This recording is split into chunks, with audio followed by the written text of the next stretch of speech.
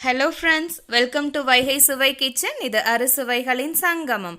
இன்றைக்கி நம்ம பார்க்க போகிறது செட்டிநாடு சிக்கன் கறி. பொதுவாக சிக்கன் அப்படின்னு சொன்னோன்னே நிறைய பேர் மனசில் வர்றது செட்டிநாடு சிக்கன் கறி. வாங்க நம்ம அந்த ரெசிபியை செஞ்சு பார்க்கலாம். நம்ம இந்த செட்டிநாடு சிக்கனை 2 ஸ்டெப்பில் வந்து ப்ரிப்பேர் பண்ண போகிறோம். ஃபஸ்ட்டு அதுக்கு தேவையான மசாலா பவுடர் வந்து செஞ்சுக்கலாம். அதுக்கப்புறம் கிரேவி வந்து பண்ணணும். ஸோ வாங்க அதுக்கு தேவையான இன்க்ரீடியன்ட்ஸ் என்னென்னு பார்க்கலாம்.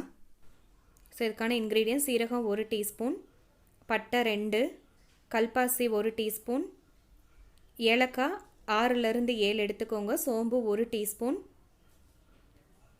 கிராம்பு ஒரு 7லேருந்து 8, பிரியாணி இலை 2, பெப்பர் 1 டீஸ்பூன், மராத்தி மொக்கு 6, காஷ்மீரி மிளகாய் 15லேருந்து 20 உங்களுக்கு ஏற்ற மாதிரி எடுத்துக்கோங்க, பாதாம் 4லேருந்து 5, முந்திரி ஒரு 7-8, ஜாதிபத்திரி 2,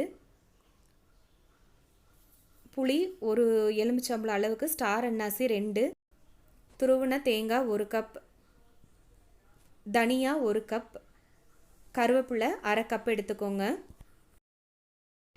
இந்த மாதிரி கடாயை அடுப்பில் வச்சு அதில் நம்ம கொத்தமல்லியை வந்து வறுத்தெடுக்க போகிறோம். இதை ஒரு 3லேருந்து 5 நிமிஷம் எண்ணெய் எதுவுமே போடாமல் ட்ரையாக வறுத்தெடுங்க. அதோட பச்சை வாசனைலாம் போயிடும். அதுக்கப்புறமா காஞ்ச மிளகாய் வத்தல் வந்து சேர்த்துக்கலாம். நான் இங்கே காஷ்மீரி சில்லி வந்து ஆட் பண்ணியிருக்கேன். அதை போட்டு ஒரு 2 நிமிஷம் வறுத்தெடுங்க. இப்போது 1 டீஸ்பூன் தேங்காய் எண்ணெய் சேர்த்துக்கலாம். அதுக்கப்புறம் துருவின தேங்காயை வந்து போட்டுக்கலாம். இதுக்கு தேங்காய் எண்ணெய் தான் சேர்க்கணும்.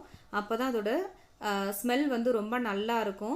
நம்ம சேர்த்துருக்க தேங்காய் வந்து பார்த்திங்கன்னா அதோட கலர் வந்து நல்லா மாறி வரணும்.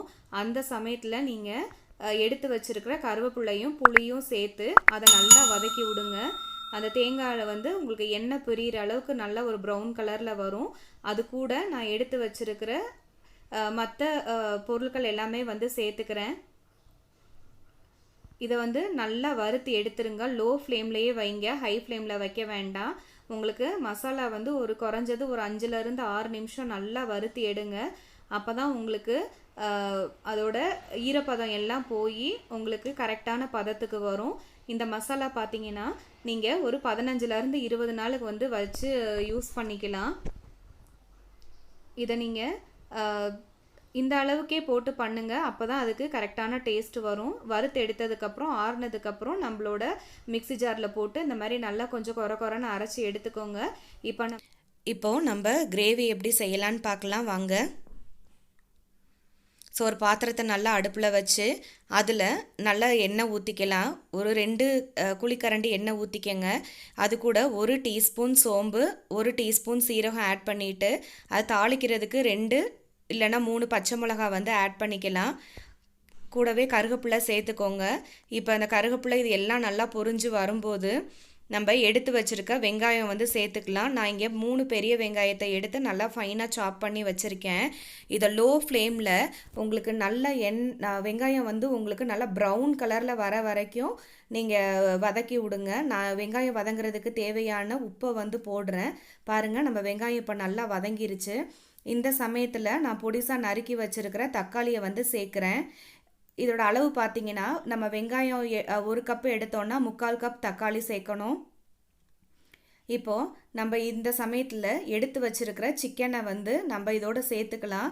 இப்போ சிக்கனை சேர்த்ததுக்கப்புறம் நீங்கள் ஸ்லோவில் வச்சு ஒரு 5 மினிட்ஸ்க்கு நல்லா சாட்டே பண்ணி விடுங்க. அப்போ தான் நம்ம சிக்கன் வந்து நல்லா உங்களுக்கு மேரினேட் ஆகும். இப்போ நம்ம ஏற்கனவே அரைச்சி வச்ச பவுடரை மிக்சியில் போட்டு அதை நல்லா பிளெண்ட் பண்ணி வச்சுருக்கேன். அந்த பேஸ்ட்டை வந்து நம்ம இந்த சிக்கனோட சேர்த்துக்க போகிறோம். பாருங்கள், இந்த பேஸ்ட்டு பார்த்தீங்கன்னா உங்களுக்கு நல்லா ஸ்மூத்தாக இருக்கணும், கொரன்னு இருக்கக்கூடாது. நல்லா மிக்சியில் போட்டு அரைச்சி எடுத்துக்கோங்க. உங்களுக்கு எவ்வளோ மசாலா கிரேவி வேணுமோ அந்த அளவுக்கு நீங்கள் மசாலாவை வந்து ஆட் பண்ணிக்கோங்க.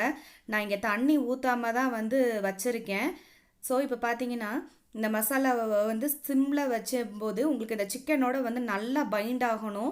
தண்ணியாக சேர்க்காதீங்க, அப்புறம் மசாலா தனியாக சிக்கன் தனியாக இருக்கும். பாருங்கள், இந்த மாதிரி நீங்கள் ஒரு 5 மினிட்ஸ் குக் பண்ணால் தான் உங்களுக்கு அந்த சிக்கனில் வந்து அந்த மசாலா வந்து கொஞ்சம் க்ரிப்பாகி இருக்கும். இப்போ கொஞ்சமாக நீங்கள் வந்து தண்ணி சேர்த்துக்கோங்க. உங்களுக்கு நல்ல ஒரு கிரேவி பதத்துக்கு வரும். இது கொஞ்சமாக தண்ணி சேர்த்து கொதிக்க விடுங்க. நீங்கள் ஆட் பண்ணியிருக்க மசாலாக்கு அளவுக்கு தண்ணி சேர்க்கணும். இப்போ பாருங்கள், இதுக்கு தேவையான சால்ட் வந்து ஆட் பண்ணிக்கலாம். இதை சிம்லேயே வச்சு மூடி போட்டு வச்சுருங்க. இது எண்ணெய் பிரிஞ்சு வரும். லிட்டு போட்டு க்ளோஸ் பண்ணி கொதிக்க வைங்க. இங்கே பாருங்கள், இந்த மாதிரி நல்லா கொதிக்குது. இது ஒரு 10 நிமிஷம் கொதிக்கட்டும். இந்த சமயத்தில் கொஞ்சமாக தேங்காய், ஒரு அரசில் தேங்காய் எடுத்து அரைச்சி அந்த தேங்காய் இதையும் சேர்த்துருக்குறேன். நம்ம செட்டிநாடு சிக்கன் கிரேவி பார்த்தீங்கன்னா நல்லா கொதிச்சு எண்ணெய் பிரியும் போது உங்களுக்கு நல்லா திக் கன்சிஸ்டன்சியில் இருக்கும். பாருங்கள், இதுதான் இதுக்கான டெக்ஸ்சர், கலர் எல்லாமே. இது ரொம்ப அருமையாக இருக்கும். கண்டிப்பாக இந்த டிஷ் உங்களுக்கு பிடிக்கும். நீங்கள் செஞ்சு பாருங்கள். இந்த செட்டிநாடு சிக்கன் கிரேவி பார்த்தீங்கன்னா சப்பாத்தி, இட்லி, தோசை, புலாவ் அந்த மாதிரி எல்லா டிஷ்ஷோடையும் ரொம்ப நல்லா கம்பைன் ஆகும். நீங்கள் நம்ம சேனலுக்கு புதுசாக இருந்தீங்கன்னா மறக்காமல் சப்ஸ்கிரைப் பண்ணுங்கள், ஷேர் பண்ணுங்கள், லைக் பண்ணுங்கள். உங்களோட கமெண்ட்ஸை எங்களுக்கு தெரிவிங்க. தேங்க்யூ ஃபார் வாட்சிங் வைகை சுவை. இது அறுசுவைகளின் சங்கமம்.